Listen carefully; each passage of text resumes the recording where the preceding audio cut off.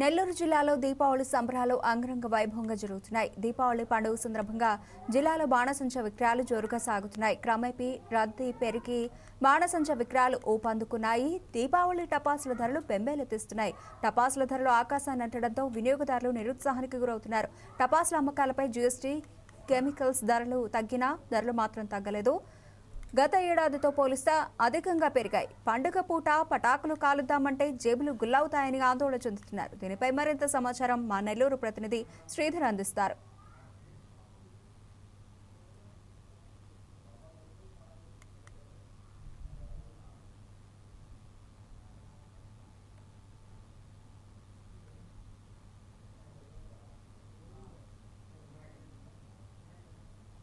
సంబరం అంబరాన్ని అంటుతూ నరక చతుర్దశి వేడుకనే ప్రారంభమైంది. ఇక్కడ వర్షం అవరోధమైన ఇది ప్రకృతి పలకరించిన ఒక పిలుపుగా కూడా అందరూ భావించి హిందువులంతా కూడా పండుగను ఆనందోత్సాహాలతో ఆబాల గోపాలం వయస్సు తారతమ్యం లేకుండా ఇది దీపావళి పండుగ అంటేనే చిన్నలు పెద్దలు ఆస్వాదించి జరుపుకునే పండుగ. ఇటు దీపాలంకరణలు, ఇళ్లలో దీపాలంకరణలు నరక చతుర్దశి నుంచి కూడా ప్రారంభమయ్యాయి. ఇటు చెడుపై మంచి గెలిచిన విజయం. సత్యభామ శ్రీకృష్ణులు ఇటు లోకకంటకుడైన నరకం నుంచి విముక్తి కలిగించి ఈరోజు ఆనందోత్సాహాలను పంచారు. రేపు ఈ ఆనందోత్సాహాల వేడుకలను కూడా తారాజువల్ల వెదజల్లుతూ నింగికి వెదజల్లుతూ కూడా ఇక్కడ ఆనందోత్సాహాలను జరుపుకునే ఈ పండగకు సంబంధించి ఇక్కడ టపాసులు కొనుగోలు చేసేందుకు కూడా చాలా ఆనందంగా వర్షం ఉపశమనం కలిగిన వెంటనే కూడా అందరూ రావడం జరిగింది. ఎలా ఉంది మీరు ఇక్కడ వర్షం అవరోధమైంది? ఈ టపాసుల విక్రయాలు అయితేనేమి, ఇటు పండగ ఏర్పాట్లు అయితేనేమి, ఈ పండగ ఏర్పాట్లకు ప్రభుత్వం ఇస్తున్న సహకారం ఏంటి? హిందూ సమాజంలో కొంచెం అందరూ కొంచెం మంది ఉంటారు కదా, అది తెలుగులో రావట్లేదు, అలాంటి వాళ్ళు ఇలాంటి పండుగలోనే మన టార్గెట్ చేస్తున్నారు. అలాంటప్పుడు ఏమవుతుందంటే ఈ పొల్యూషన్ గురించి, ఈ ట్రాఫిక్ గురించి ఇదన్నీ వాళ్ళు ఏం చేస్తున్నారంటే ఇన్ని సంవత్సరం వాళ్ళు కనిపించింది ఇదంతా. ఈ పండగ రోజులు మాత్రం ఇట్లా చేస్తారు, మనకి రూల్స్ పెడతారు, ఆ టైమింగ్ కూడా ఇస్తారు. అది టైమింగ్ ఏంటి? మన పండగలకి ఏంటి టైమింగ్ ఇచ్చేది? అది మా బాధే కదా. మిగతా పండుగలకి ఎందుకు మీరు టైమింగ్ ఇవ్వడం కానీ, రూల్స్ పెట్టడం కానీ అట్లా ఎందుకు చేయడం లేదు? హిందూ పండగ వచ్చినా మాత్రం మీరు టైమింగ్ 6 గంటల నుంచి 7 గంటల గంట, మార్నింగ్ కూడా అదే సేమ్ 1 గంట ఇస్తే, ఇప్పుడు టపాల్స్లో కంపెనీ ఎంతో లక్షలు పెట్టి వీళ్ళు పెడుతున్నారు షాపులు. ఒక్క రోజులో అందరూ కొనేస్తారా? అయినా కూడా వాళ్ళకి లాస్ అవుతుంది కదా. ఆ టైమింగ్ ఇస్తే ఎంతమంది ఎన్ని టపాసులు కొనుక్కొని అది పేల్స్తే కలుగుతారు 1 అవర్లో. అలాంటి రూల్స్లు ఎందుకు పెట్టబగండి? అన్నీ ఇది వచ్చి జననాయకం దేశకం కదా ఇది. అలాంటప్పుడు మనం అందరినీ ఒకేలాగా చూడాలి, ఒకే ఇదిగా మనం చేసుకోవాలి పండుగలు అన్నప్పుడు. హిందూ వచ్చి అందరూ కలిసిపోతారండి, ఏ పండగ అయినా వాళ్ళు కలుసుకుంటారు. కానీ మిగతా వాళ్ళు వచ్చి అట్లా కలవరు. మనకి పెట్టేటప్పుడు ఆ బాధని నేను చెప్తున్నాను, ఇంకేం లేదు.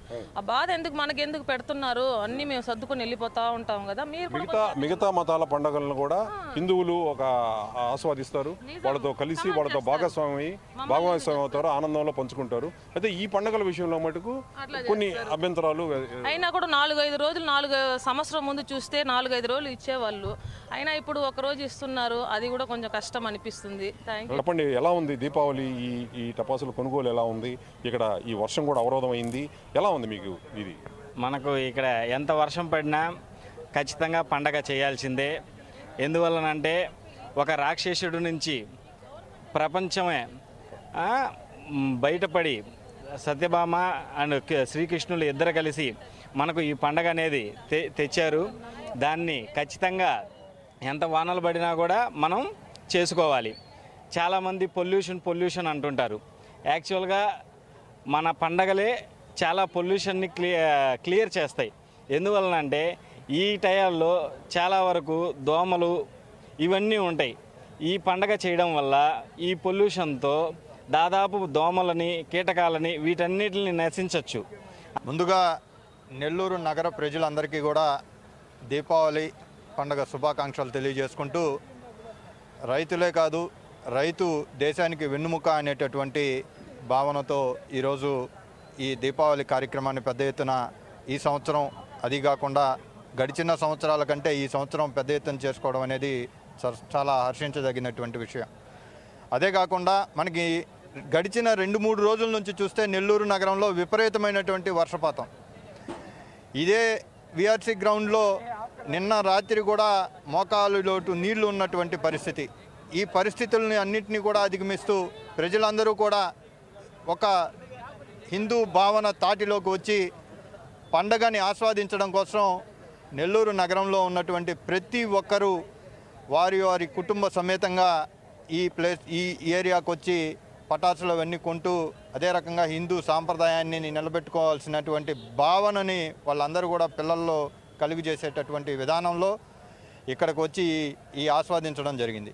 ఈ హిందూ జాతికి హిందూ జాగరణ అవడం అనేది చాలా శుభదాయకం. దీని అంతటికీ కూడా ప్రతి ఒక్కరూ ఇదే రకంగా హిందూ సాంప్రదాయాల్ని అందరూ పాటిస్తూ ముందుకు పోవాలని చెప్పి నేను ఈ సందర్భంగా ఆశిస్తున్నాను.